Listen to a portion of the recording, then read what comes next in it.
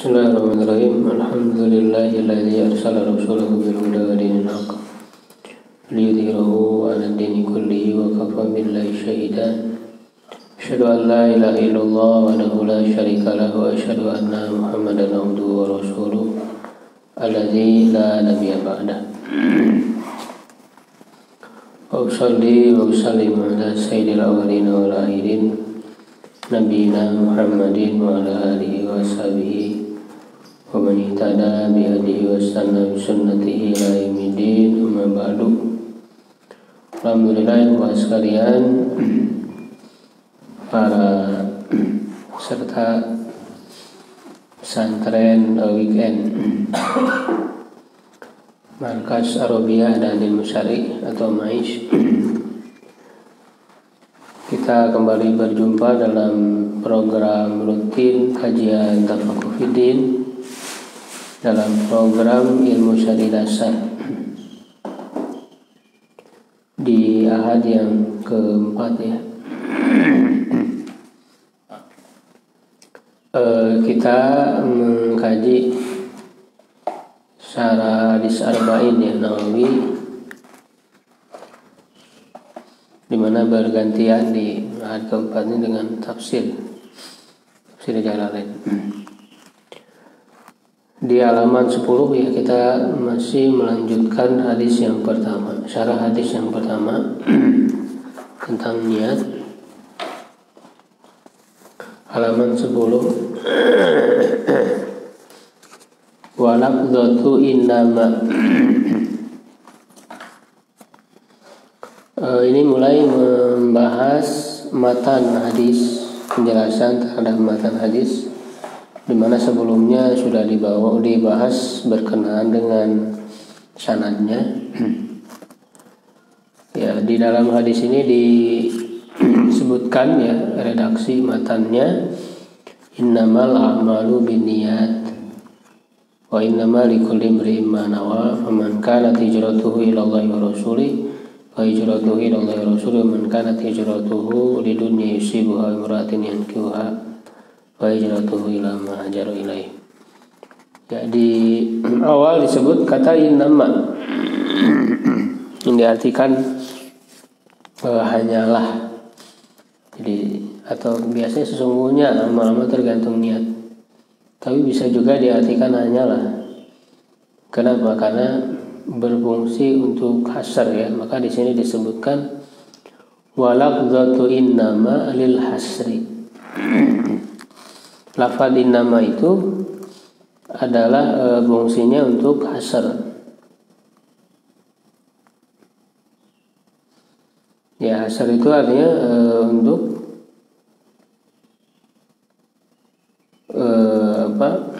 menghususkan, tahsisu ya, syai'in bisyai'in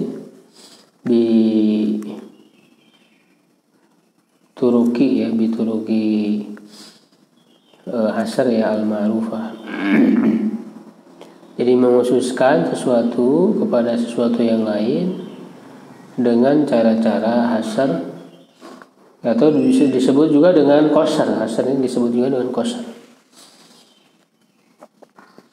Ya. Di antara caranya yang menggunakan innama. Ini sebetulnya merupakan pembahasan ilmu balaghah. Ya, ada pembahasan qasr. Yang pertama itu dengan an-nafyu wal istisna ya, menafikan dan mengecualikan. Misalnya la ilaha illallah, itu hasr, tidak ada Tuhan selain Allah. Jadi menghususkan ketuhanan itu hanya kepada Allah.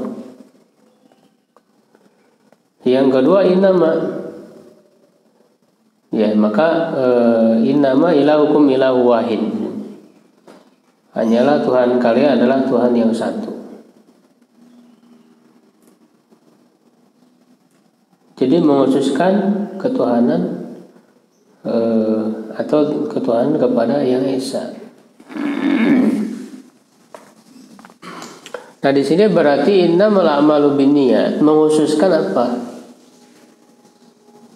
Menghususkan amal-amal itu kepada niat.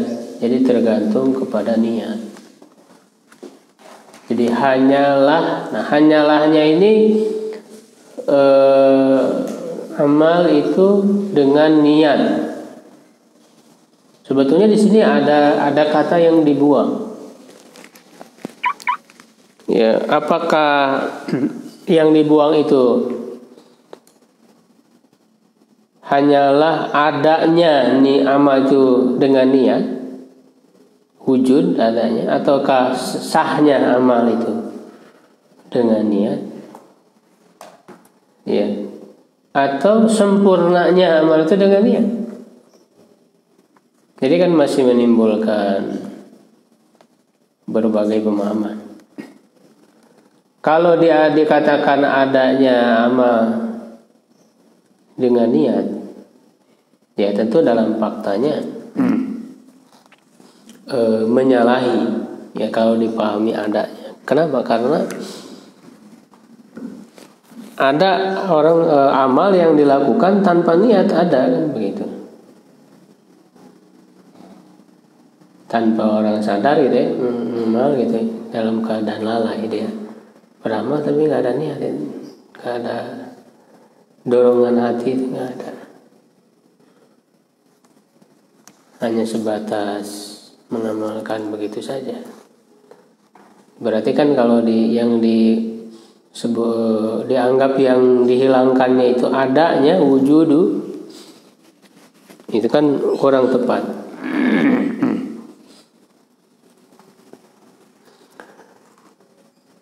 Ya, nah maka kemungkinan yang berikutnya, ya, yaitu sahnya sihatul amal, sahnya amal dengan niat atau sempurnanya amal dengan niat.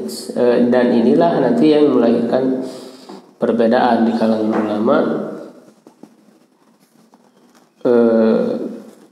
yang kaitannya apakah niat itu sebagai syarat bagi amal ataukah tidak.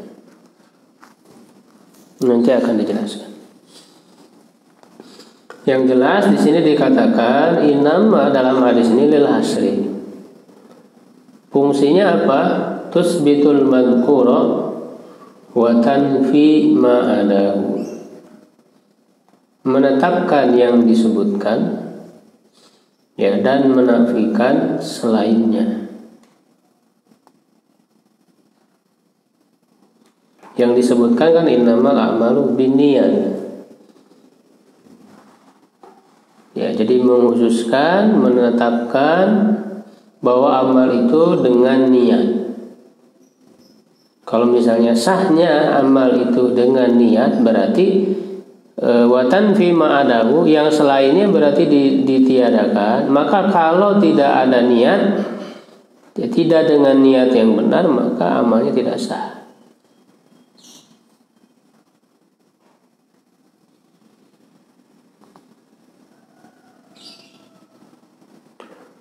Wahia taratan taqtadil hasran mutlaqa,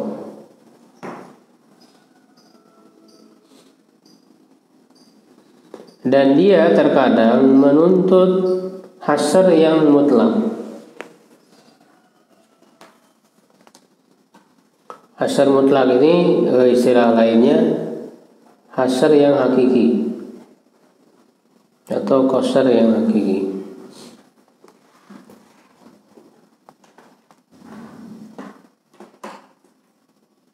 Seperti la ilaha illallah, tidak ada Tuhan selain Allah. Jadi menafikan secara keseluruhan, tidak ada Tuhan. Artinya Tuhan yang berhak untuk disembah. Jadi dinafikan seluruhnya.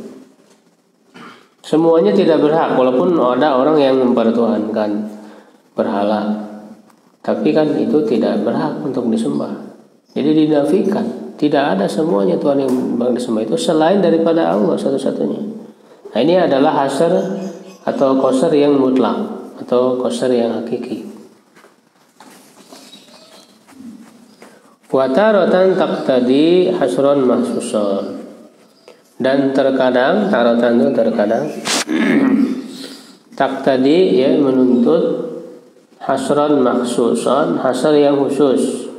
Hasr yang khusus ini istilah lainnya hasr idofi atau qasr idofi. Jadi dia sandarkan idofi itu ya kepada tinjauan tertentu, tidak secara hakiki ya, kepada tinjauan tertentu. Wa yufhamu dzalika bil qara'ini, dan hal itu dipahami dengan qarinah-qarinah, keterangan lain. Qarinah, qara'in jama' dari qarinah.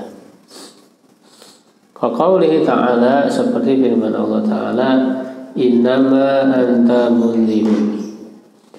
Ya hanyalah, itu innama, hanyalah engkau ini seorang pemberi peringatan.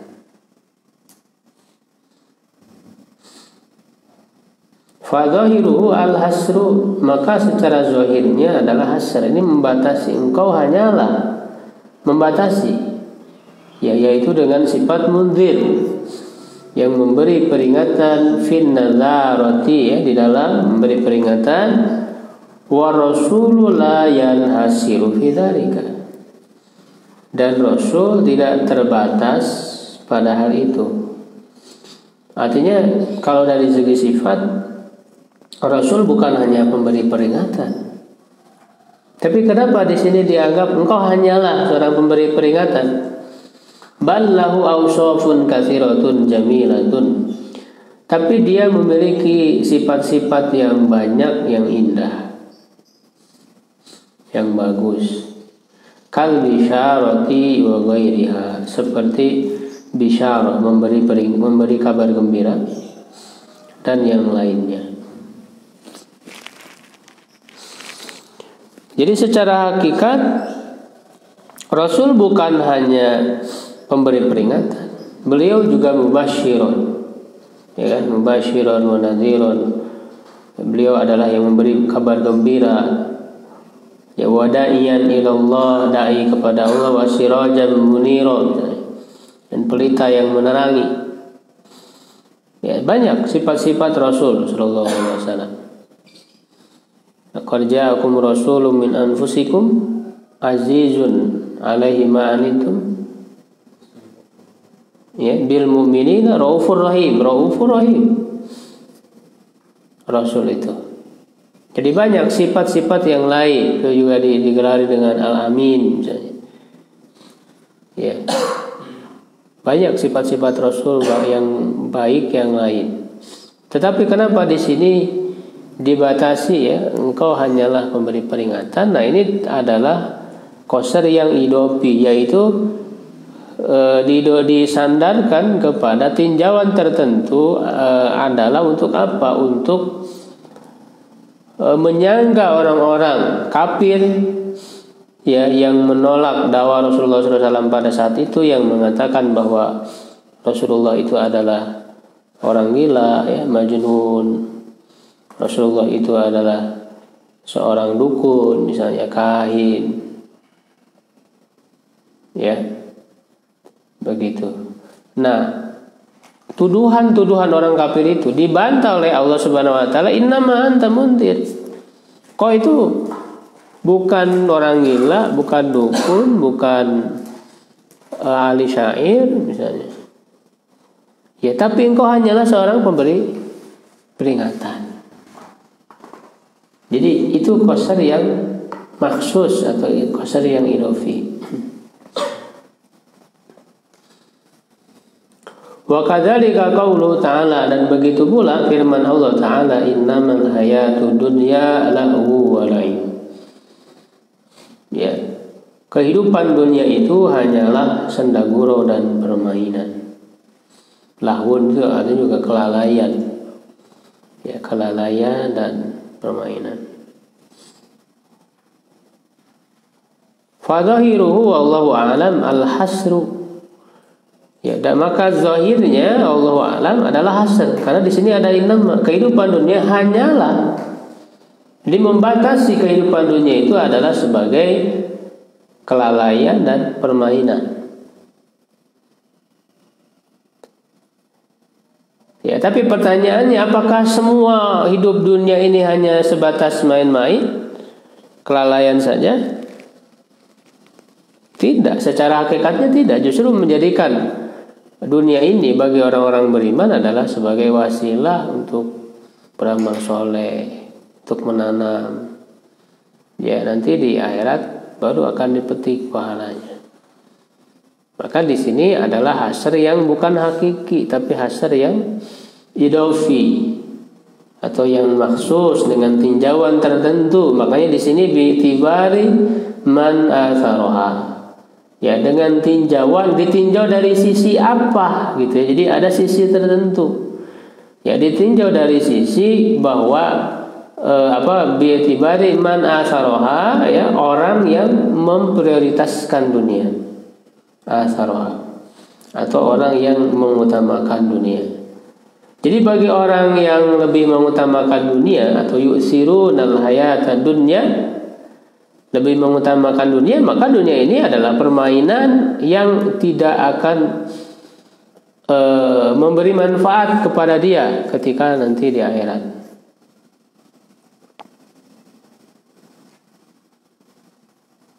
Hanya main-main saja. Sedangkan bagi orang-orang beriman, justru di dunia ini adalah kesungguhan untuk beramal soleh. Wa amma bin nisbati ila ma fi nafsil amri, dan adapun ya dinisbatkan, dikaitkan kepada hakikat urusan, ya hakikat perkaranya. Nafsi di sini maksudnya adalah hakikat, ya hakikat dari urusannya. Faqad takunu sababan ilal khairat, terkadang dunia itu menjadi sebab ya kepada kebaikan-kebaikan. Yaitu tadi bagi orang-orang yang beriman, dunia ini justru menjadi sebab, menjadi wasilah. Harta yang dia miliki, harta itu kan dunia.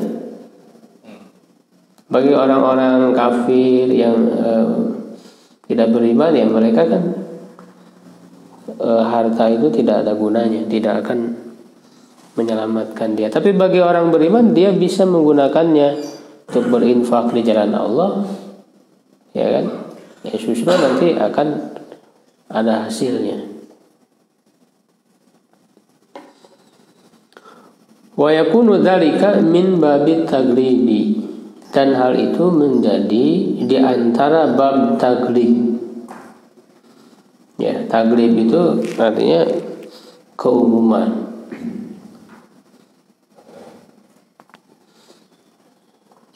Jadi termasuk bab taglib. Kenapa dunia dianggap sebagai kelalaian dan permainan? Karena umumnya dunia itu kelalaian dan permainan. Sendaguro. Jadi dari segi keumuman, kenapa Rasul disebut anta munzir? Ya keumumannya, beliau itu memberikan peringatan.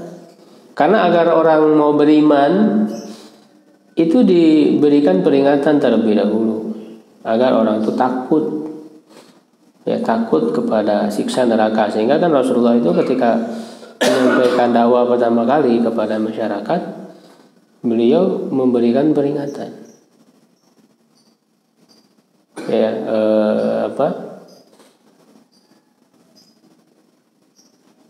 ini beliau mengatakan nazir, sesungguhnya aku ini adalah pemberi peringatan min adzabin alim, dari azab yang pedih. Rasulullah mengatakan ankidu anfusakum minan nar, selamatkan diri kalian dari neraka.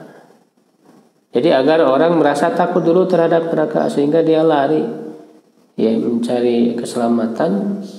Maka tidak ada jalan lain, jalan keselamatan itu selain daripada masuk ke dalam agama Allah, ke dalam Islam.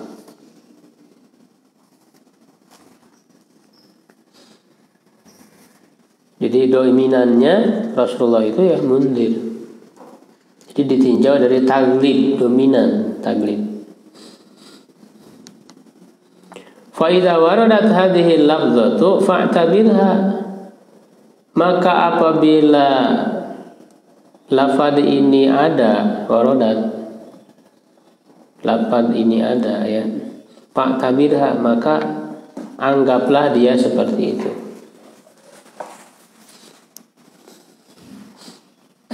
Maka anggaplah dia seperti itu.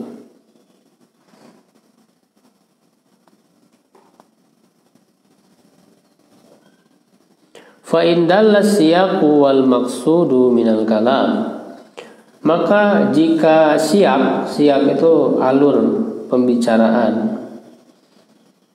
ya alur pembicaraan, ya dan maksud dari perkataan itu menunjukkan, ya dalam menunjukkan terhadap hasar fi syai'in maksusin, dalam perkara yang khusus, faqul bihi, maka katakanlah seperti itu.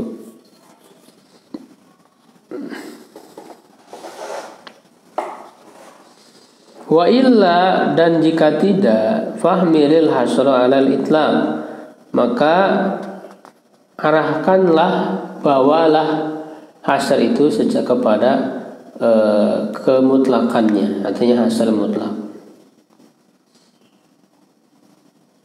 Jadi kalau misalnya siyaqul kalam, alur pembicaraan, itu menunjukkan kepada hasar yang khusus, yang berfungsi untuk taglib tadi, secara keumuman, dominannya begini. Jadi tadi mundir, Rasul tidak hanya mundir, Rasul juga mubasyir dan sebagainya. Itu kan berarti tidak mutlak hasarnya. Maka anggaplah dia sebagai hasar yang maksus atau idofi. Tapi kalau tidak ada menunjukkan kepada keumumannya, ya kepada tinjauan tertentu, maka anggaplah dia sebagai hasar yang mutlak secara hakiki. Wa min hadza qauluhu sallallahu alaihi wasallam, dan di antara hal itu adalah sabda Nabi sallallahu alaihi wasallam, innamal a'malu binniyat. Nah, berarti innamal a'malu binniyat ini hasar apa? Hasar mutlak atau hasar yang maksus? Mutlak. Di antara hasar yang mutlak, min dalika, dalikanya kembali ke alal itlaq tadi. Ke min hadza, ya min hadza, hadanya kembali ke itlaq tadi. Jadi antara yang termasuk hasar mutlak adalah sabda Nabi, innamal a'malu binniyat. Sesungguhnya amal, ya semua amal, cuman dia ada yang dibuang, yaitu sahnya amal. Sahnya amal tergantung niatnya.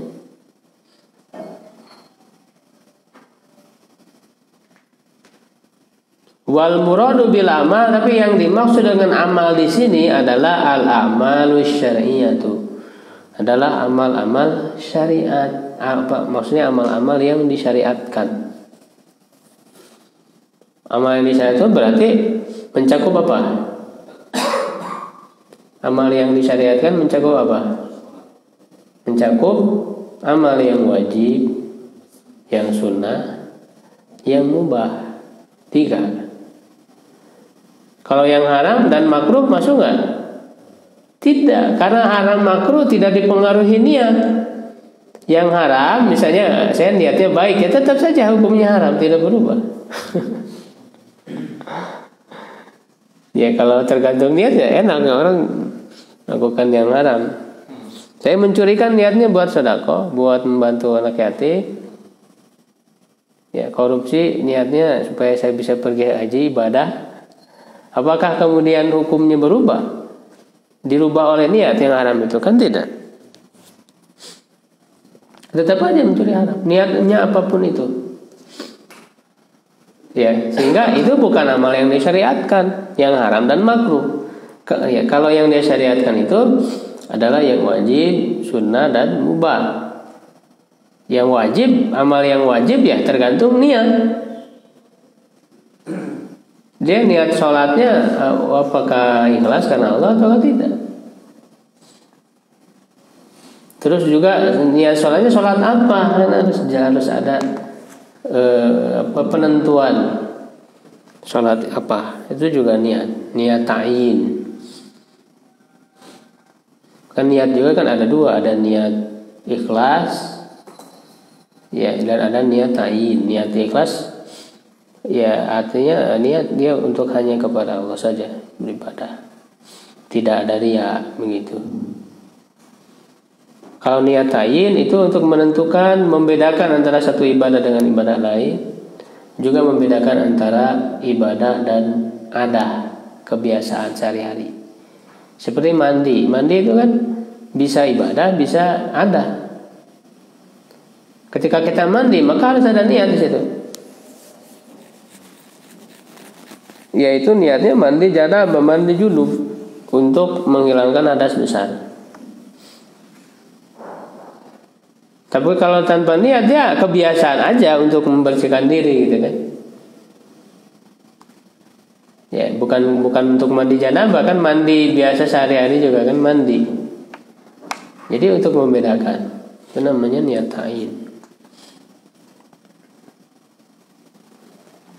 Wa ma'nahu la yu'taddu bil a'mali biduni niyati, dan maknanya tidak dianggap ya amal-amal itu tanpa niat. Tidak dianggap amal-amal itu tanpa niat.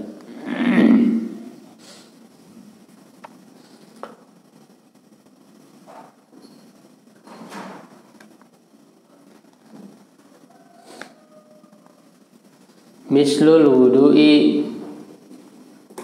Ini mislu ini khobar ya dari mubtada yang dibuang. Jadi huwa mislul wudu'i. Dia seperti wudu. Wal wusli ya, atau ke wudu'i, mandi wa tayammumi,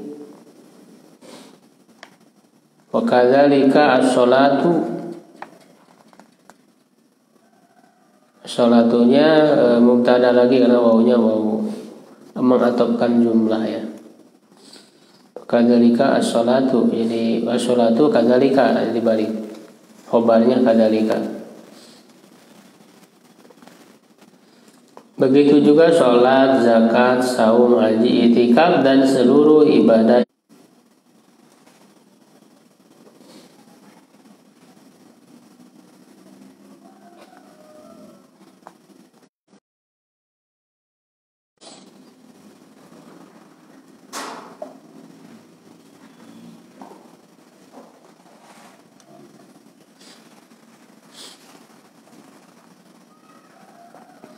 Fa amma izalatun najasati fala tahtaju ila niyatin. Maka adapun menghilangkan najis maka tidak butuh kepada niat, li'annaha min babi tarki, karena dia termasuk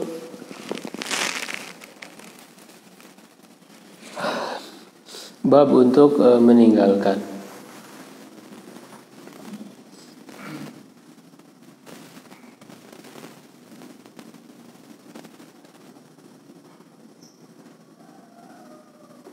Watarku la yahtaju ila niyat, dan meninggalkan itu tidak butuh kepada niat.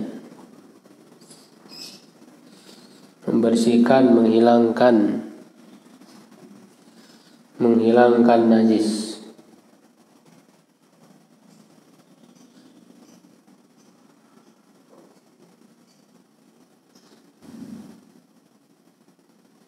Wa dhahaba jama'atun ila sihatil wudu'i wal ghusli bi ghairi niyatin. Ya, dan sekelompok ya, maksudnya sekelompok ulama berpendapat kepada sahnya wudu dan mandi tanpa niat. Wa fi qoulihi sallallahu alaihi wasallam innamal amalu binniyat mahdzuf. Ya, dan pada sabda Nabi sallallahu alaihi wasallam innamal amalu binniyat itu ada yang dibuang, yang tadi saya katakan. Wa talafal ulama fi taqdirihi, para ulama berbeda pendapat dalam memperkirakannya, yang dibuang itu apa gitu. Faladina isyaratun niyah, maka orang yang mensyaratkan niat, ulama yang mensyaratkan niat itu sebagai syarat daripada amal, qadaru, mereka memperkirakan yang dibuang itu adalah sihatul a'mali binniyat. Jadi makna innamal a'malu binniyat menurut pendapat pertama adalah innama sihatul a'mali binniyat. Sahnya amal itu hanya dengan niat. Berarti kalau tanpa niat tidak sah, karena dia syarat sahnya. Walladzina lam yashtarituha qadaru, dan orang-orang yang tidak mensyaratkan niat ya sebagai syarat amal, qadaru mereka memperkirakan atau menentukan yang dibuang itu kamalul a'mali bin niat, sempurnanya amal dengan niat. Jadi hanya kesempurnaan saja, tanpa niat pun sudah bisa sah. Ini adalah mazhab Hanafi ya. Mazhab Hanafi mereka tidak mensyaratkan niat. Jadi innama amalu binniat maknanya innama kamalul a'mali binniat. Jadi mazhab yang lain jumhur mensyaratkan niat.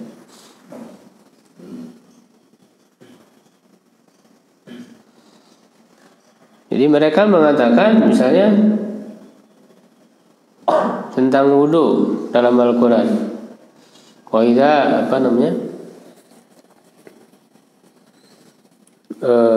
dalam ayat wudu itu gimana? Idza kuntum ila sholati faghsilu wujuhakum. Apabila kalian berdiri untuk sholat maka cucilah wajah. Itu cucilah, faghsilu wujuhakum, itu kan langsung cucilah wajah, tidak disebutkan niat, berniat menurut mazhab Hanafi. Ya kalau sekarang ditambah niat harus menjadi syarat dalam wudu, atau juga ada yang menyebut rukun gitu ya. Berarti itu adalah menambah ya sesuatu yang tidak ada dalam ayat. Itu menurut mazhab Hanafi dalilnya. Ya. Tapi oleh jumhur ya dijawab bahwa idza kuntum milas sholati, idza kuntum, apabila kalian berdiri untuk sholat, itu kan sudah bermakna niat di situ. Idza kuntum itu maknanya idza aradtumul qiyam, jika kalian berhendak ya untuk mendirikan sholat. Ya juga digabungkan dengan dalil lain, yaitu dalil innamal a'malu binniyat. Menggabungkan. Ya.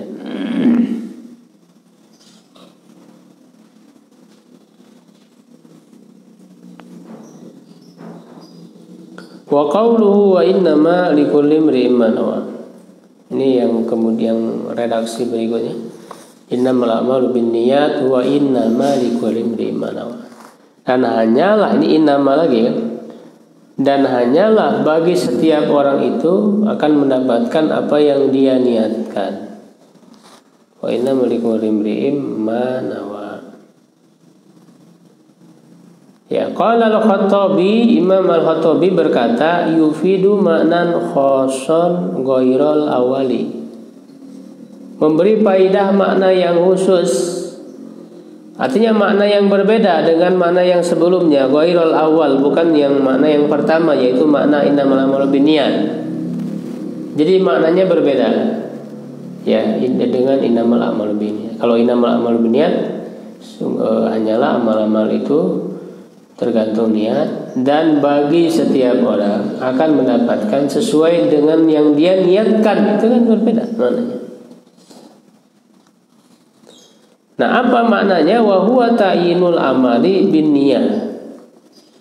Dan dia adalah menentukan amal itu dengan niat.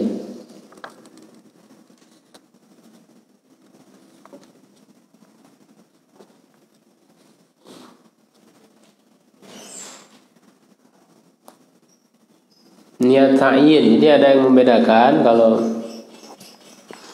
innamal a'malu binniyat, ya, niatnya harus ada, berarti niat ikhlas gitu ya. Innamal a'malu binniyat, karena Allah. Nah, walikulli wa innamal likulli imri'in ma nawa, ini niat ta'yin. Ada yang mengatakan begitu.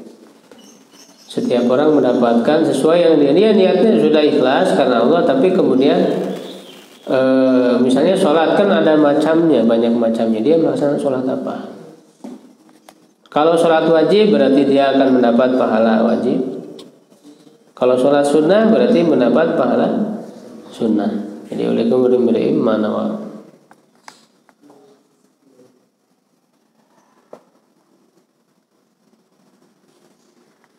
Wa qala Syekh Muhyiddin An-Nawawi, ya Imam Nawawi ini berkata, faidatan, yaitu mengatakan suatu faidah, zakarahu, yang dia sebutkan, anna ta'inal manwiyi syartun, bahwa menentukan yang diniatkan itu adalah syarat.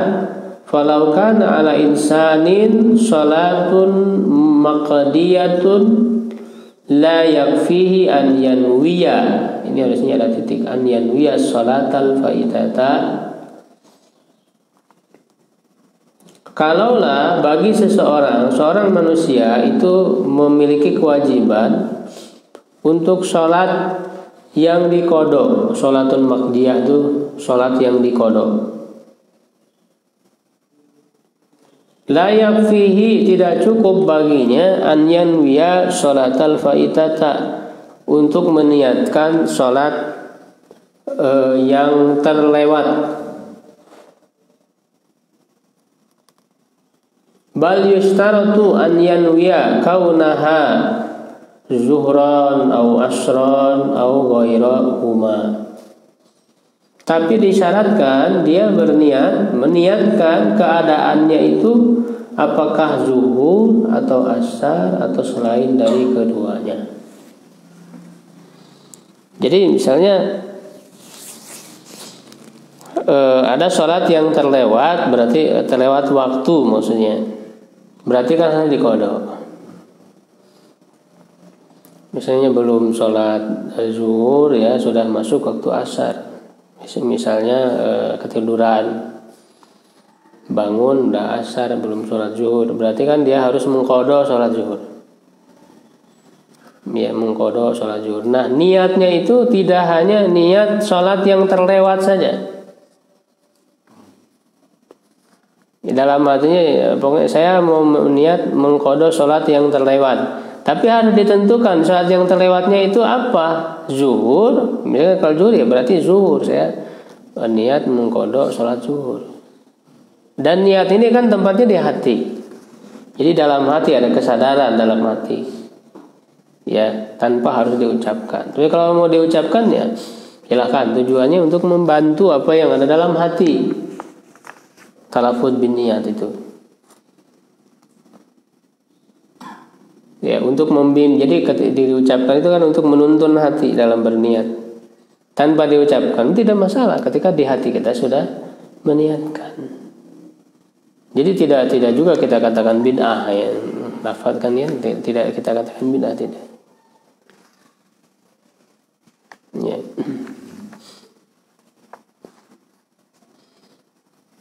Walaupun ada orang yang mengatakan bid'ah.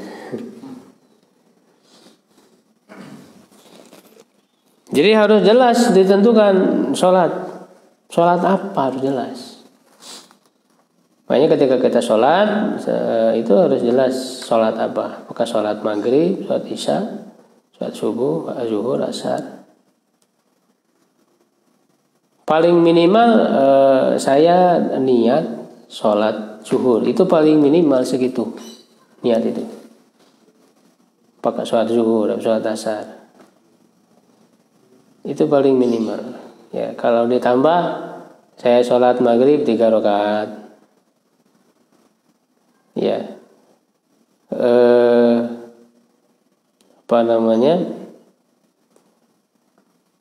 dalam adaan ya, untuk melaksanakan pada waktunya, adaan lillahi ta'ala. Makanya kan ada yang membaca karena usolli fardhul maghribi salah rakaatin mustaqbilal qiblati adaan lillahi ta'ala. Saya sholat maghrib 3 rakaat, ya, menghadap kiblat 3 rakaat karena Allah Ta'ala. Nah, itu minimal usolli fardhul maghrib sudah cukup, atau usolil maghrib sudah cukup. Minimal segitu, usolli maghrib, saya sholat maghrib. Kenapa? Karena kalau disebut sholat maghrib pasti 3 rakaat, walaupun tidak harus disebut. Tanpa disebut fardu udah pasti, karena maghrib udah sholat fardu wajib. Mustaqbilah itu nggak usah disebut karena itu syarat. adaan nggak perlu disebut juga, nggak wajib disebut karena dia melakukan pada waktunya, kecuali kalau kodo harus disebut. Saya melaksanakan sholat dengan kodo, nah itu harus disebut kalau memang kodo. Kalau dia di luar waktunya kodo itu. Lillahi ta'ala itu juga nggak harus disebut karena semua ibadah ya dia harus lakukan dengan ikhlas karena Allah tanpa disebut juga. Jadi minimal saya sholat maghrib dulu udah cukup. Tapi kalau saya melaksanakan sholat, nah itu belum cukup. Sholat apa? Itu belum cukup. Maka itu niat ta'yin namanya. Saya sholat wajib. Sholat wajib apa? Kan banyak. Jadi minimal disebut sholatnya sholat apa. Ya begitu. Jadi harus disebut. Dalam sholat kodok pun nggak cukup saya niat sholat kodok. Apa sholat apa yang di kodok itu? Nggak cukup kata Imam Nawawi. Tapi harus disebut. Apakah zuhur, asar atau yang lainnya. Walau lafdzus tsani kalau tanpa ada lafaz yang kedua, laqtadul awal sihatan niyati bila ta'yinin aw awhama dzalika wallahu alam. Kalaulah tanpa disebut lafaz yang kedua, mana yang lafaz yang kedua?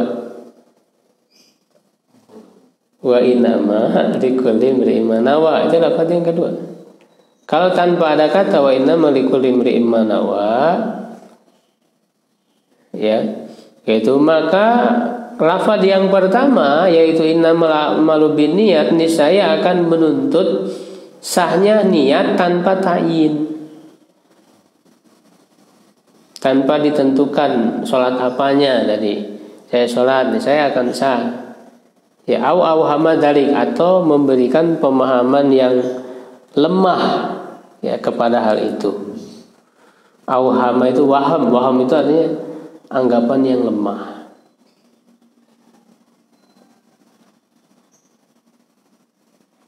Apa bahasa ininya anggapan yang lemah itu?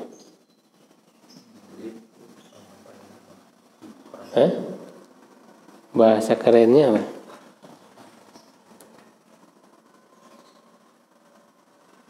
Apalagi ada istilahnya itu apa ya?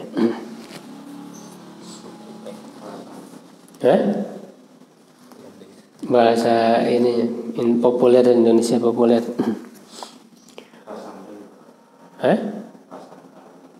Iya, kalau itu sama kan prasangka dugaan. Cuman yang lemah dia kan. Karena itu ya. Jadi innamal a'malu binniyat wa innamal likulli imri'in ma nawa. Faman lalu wa qauluhu dan sabdanya faman kanat hijratuhu ila Allah wa rasulih fa hijratuhu ila Allah wa rasulih. Siapa yang hijrahnya, ini berarti kan contoh amal, satu amalan yaitu namanya hijrah. Jadi mencontohkan kalau di awal kan disebut innamal a'mal, umum amal apa saja. Lalu diberikan salah satu contoh amal itu hijrah. Ya, siapa yang hijrahnya ya kepada Allah dan Rasulnya, maka hijrahnya kepada Allah. Apa maknanya? Siapa hijrah kepada Allah dan Rasulnya, maka dia itu hijrah kepada Allah dan Rasulnya. Maknanya apa? Kenapa diulang? Antara syarat dan jawab syaratnya kenapa sama? Syaratnya kan faman kana itu syarat. Man di situ man ismu syartin, isim syarat.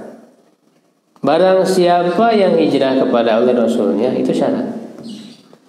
Fa hijratuhu ila Allah Rasuli itu jawabnya, jawab syarat. Maka hijrahnya kepada Allah Rasulnya. Nah, kenapa antara syarat dan jawab syaratnya sama? Padahal kata beliau al-mutaqarraru atau al-mutaqarriru inda ahlil arabiyyah menjadi suatu ketetapan ya, mutaqarriru itu yang menjadi suatu ketetapan menurut para ahli bahasa Arab inda ahlil arabiyyati anna syarta wal jazaa wal mubtada'a wal khabara la budda an yataghayyaru. Bahwa syarat dan jaza itu balasan jawab syarat maksudnya. Antara syarat dan jawab syarat dan antara mubtada dan khabar itu haruslah la budda an yataghayyaru, haruslah berbeda.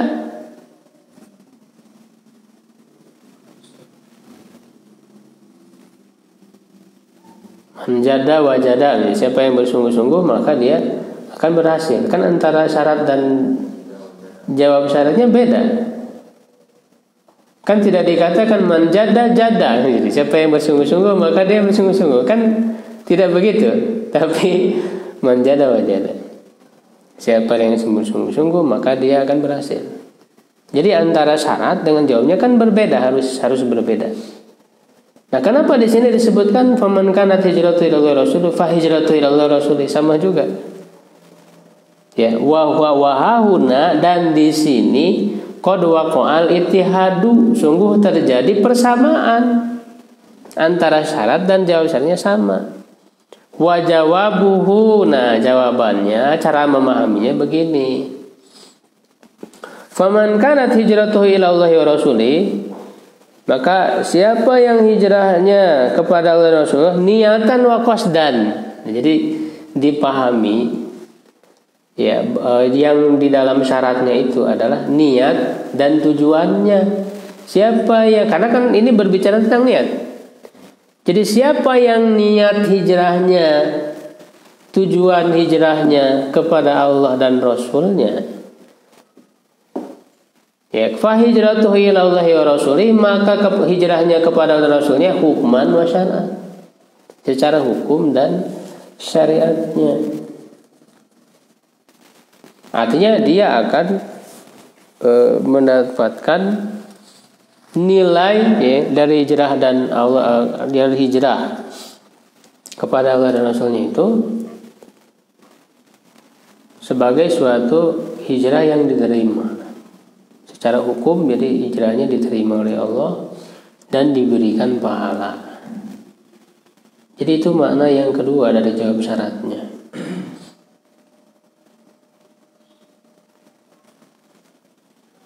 Jadi siapa yang niat hijrahnya kepada Allah dan Rasulnya, ya maka hijrahnya itu adalah hijrah yang dianggap gitu, yang dianggap sebagai hijrah kepada Allah dan Rasulnya, sehingga dia diterima oleh Allah dan diberikan pahala hijrah. Makanya kan setelahnya disebutkan bagi orang yang hijrah tapi niatnya salah. Wa man kanat hijratuhu lidunya, siapa hijrahnya karena dunia yang akan dia dapatkan, awi mra'atin yankihuha, atau karena seorang perempuan yang akan dia nikahi. Perempuan juga bagian dari dunia sebetulnya, tapi disebutkan secara khusus ini untuk menunjukkan apa? Ada perhatian khusus karena bisa jadi godaan yang terbesar. Iya, jadi karena perempuan. Iya. Walaupun dunia secara umum baru diberikan khusus. Jadi dalam ilmu balaghah juga disebut itnam ya. Jadi menyebutkan dzikrul khos ba'dal am. Menyebutkan yang khusus setelah yang umum. Itu untuk apa tujuannya? Untuk memberikan perhatian yang lebih. Ini kan peringatannya.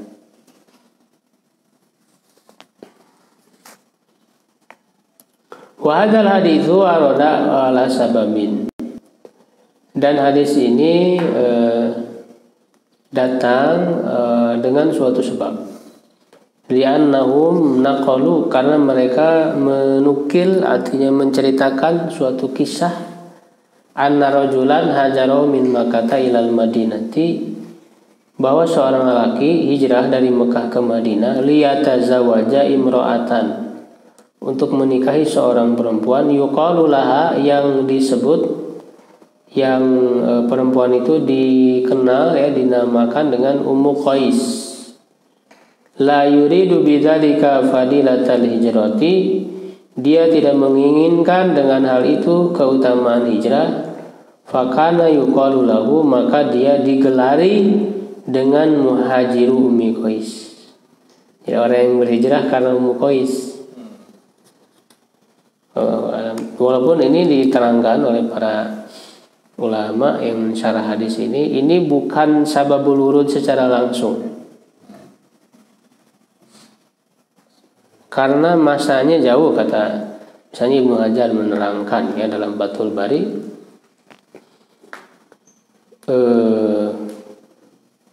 Karena hadis ini sebetulnya lama ya setelah ada di Madinah. Jadi tidak pas awal ketika hijrah ke Madinah, tidak.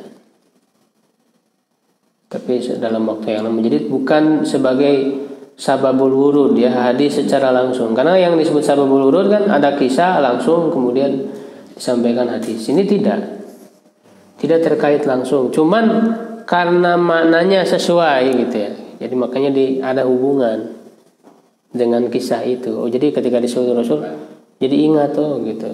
Pernah ada dulu ketika yang hijrahnya itu karena seorang perempuan, bukan karena Allah dan Rasulnya.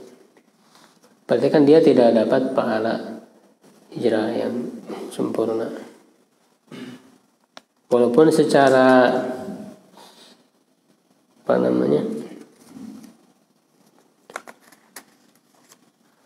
secara fakta kan dia sudah pindah gitu kan dari Mekah ke Madinah. Hijrah makani itu jasanya pindah dari Mekah ke Madinah.